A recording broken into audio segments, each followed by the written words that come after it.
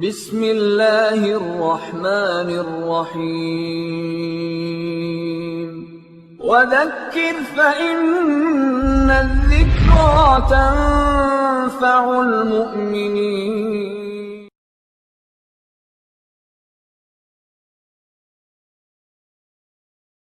الحمد للہ رب العالمین والصلاة والسلام علی سید الانبیاء والمرسلین وعلی آلہ واصحابہ اجمعین، اما بعد۔ اعوذ باللہ من الشیطان الرجیم، بسم اللہ الرحمن الرحیم۔ اقرأ باسم ربک الذی خلق، خلق الانسان من علق، اقرأ وربک الاکرم الذی علم بالقلم، علم الانسان ما لم يعلم۔ ناظرین گرامی، رب کائنات کی طرف سے یہ پہلا پیغام ہے جو محمد عربی صلی اللہ علیہ وسلم کی خدمت میں جبریل امین لے کر آئے۔ یہ پیغام تعلیم کا ہے، یہ پیغام، یہ وحی اس بات کا اعلان کر رہی ہے کہ محمد عربی صلی اللہ علیہ وسلم کی اتباع کرنے والے جو لوگ ہوں گے ان کو 100% تعلیم کو اپنا شعار بنانا ہوگا۔ وہ تعلیم جو دنیاوی اور اخروی دونوں اعتبار سے امت مسلمہ کے لیے نفع بخش اور مفید ہو، وہ تعلیم جو امت مسلمہ کو دنیا کے اندر ترقیوں سے ہمکنار کرے اور آخرت میں بھی فوز و فلاح سے شاد کام کرے، وہ تعلیم جو امت مسلمہ کو اس دنیا کے اندر عزت کی بلندیوں تک پہنچائے اور دنیا کی نظروں میں اس قوم کو باوقار بنائے اور آخرت میں بھی اللہ کی سرخروئی اس قوم کو حاصل ہو، وہ تعلیم جو امت مسلمہ کی تمام طرح کی ترقیات کا سرچشمہ ہو اور آخرت کے اندر بھی امت مسلمہ اللہ کی رضا کو حاصل کر سکے، یہ ہے اسلام کا وہ تصور تعلیم۔ لیکن افسوس صد افسوس، حرا کے پیغام کو اس امت نے یاد نہیں رکھا۔ ایک رخی تعلیم نے اس امت کو زوال اور تباہی کے دہانے پر کھڑا کر دیا۔ تعلیم ایک رخی مذہبی تعلیم کو ہم نے تعلیم سمجھا اور ہم نے اس کو دین کا حصہ قرار دیا، لیکن ہم نے وہ عصری تعلیم، وہ علوم و فنون جو اس دنیا کے اندر ہماری عزت کا سبب بنتے، اس دنیا میں ہماری ترقیوں کا ضامن ہوتے، ہم نے ان سے غفلت برتی، ہم نے ان سے آنکھیں بند کر لی، تو ہماری اس کوتاہی کے نتیجے میں آج اس ملک کے اندر ہم جس زوال کی راہ پر قائم ہیں اور جس تباہی کے دہانے پر کھڑے ہیں، یہ ہر مسلمان کو بخوبی معلوم ہے۔ ضرورت تھی اس بات کی کہ اس وحی الہی کو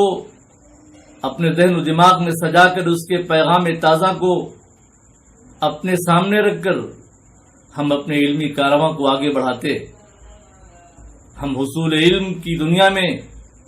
اس مقام اور اس بلندی تک پہنچتے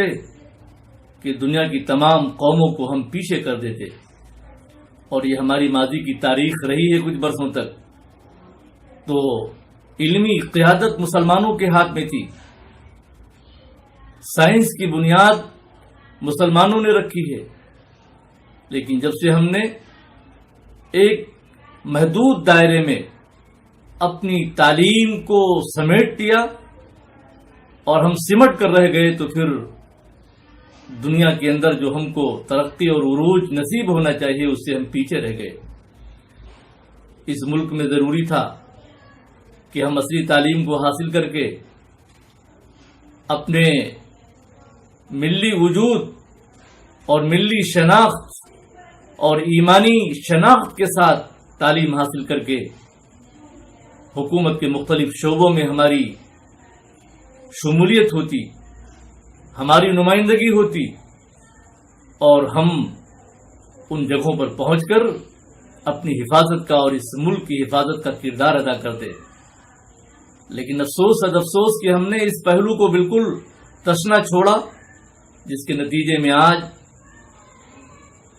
ان جگہوں پر جہاں سے حفاظت کے سامان ہوتے ہیں ایسے لوگ براجمان ہیں، ایسے لوگ وہاں پر موجود ہیں جو ہمارے دشمن ہیں، بدترین دشمن ہیں. عدالتوں کے اندر ججز، پولیس وبھاگ کے اندر، آرمی کے اندر، دوسرے اور میدانوں میں جو حکومت کے کلیدی عہدے ہیں، وہاں پر ایسے نظریے کے لوگ بیٹھے ہیں کہ جو ہمارے اور ہمارے وجود کے دشمن ہیں. کیا مسلمانوں کو اس پہلو پر توجہ دینے کی ضرورت نہیں تھی کہ اسلامی نظریے کے ساتھ، اسلامی شناخت کے ساتھ اقرأ بسم ربک الذی خلق کے پیغام کو اپنے سامنے رکھ کر وہ دنیا کی تعلیم کے میدان میں بھی آگے بڑھتے؟ اس کا خمیازہ آج اس ملک میں بھگتنا پڑ رہا ہے مسلمانوں کو. میرے بھائیوں، آج بھی وقت ہے ہم ایسے انسٹیٹیوشن قائم کریں، ہم ایسے ادارے بنائیں جن کی بنیاد اسلامی نظریے پر ہو، اور ان اداروں کے اندر ہم ایسے افراد تیار کریں، آنے والی نسلوں کا ہم ایسا نظام بنائیں، ان کی تعلیم کا نظام، ان کی تربیت کا نظام، کہ جن کا ایک سرا وحی محمدی سے مربوط ہو اور دوسرا سرا اس دنیا کے نظام سے اور اصلی تعلیم سے وابستہ ہو. اس لیے کہ ہم اس کے بغیر وہ امت نہیں بن سکتے جو امت اس دنیا میں قیادت کے لیے آئی ہے، جو امت اس دنیا میں رہنمائی کے لیے آئی ہے، جو امت اس دنیا میں خیر امت کے منصب پر فائز ہے. ہم ایک رخی تعلیم کے ذریعے اپنی ذمہ داریوں کو کیسے ادا کر سکتے ہیں؟ اس لیے ضروری ہے ہرا کے پیغام کو یاد کیجیے، اور محمد عربی صلی اللہ علیہ وسلم جو مشن چھوڑ کر گئے ہیں اس امت کے لیے، طلب العلم فریضۃ علی کل مسلم، آل ایجوکیشن 100% تعلیم کا نظریہ یہ اسلام کا نظریہ ہے. اس نظریے کو ہم اپنے سینے سے لگائیں اور ہم آگے بڑھیں. اللہ کی ذات سے مایوس نہیں ہونا چاہیے. حالات بنتے اور بگڑتے رہتے ہیں. ہم آج اگر فیصلہ کر لیں کہ ہم تعلیم کے میدان میں، دونوں طرح کی تعلیم کے میدان میں آگے بڑھیں گے، تو دشواریاں ختم ہوں گی، کٹھنائیاں مٹیں گی، اور راستے ہمارے انتظار میں کھلے ہیں. ہم ان راستوں پر چلیں، کامیابی ہمارے قدم چومے گی. وآخر دعوانا الحمدللہ رب العالمین. وذكر فإن الذكرى تنفع المؤمنين